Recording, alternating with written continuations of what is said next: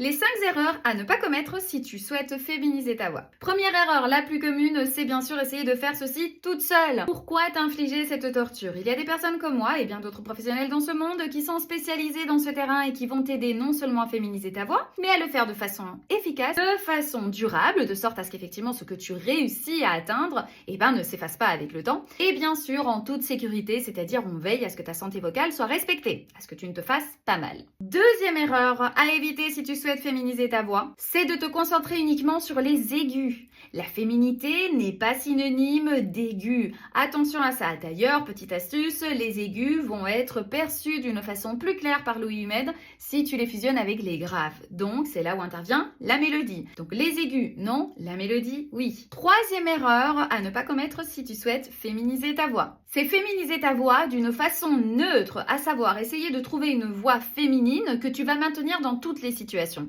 Ceci va finalement enlever de ta personnalité vocale, enlever également aussi de l'humanité, et on va se retrouver un peu avec une voix qui finalement ne représente rien, ni la personnalité, ni l'émotionnalité.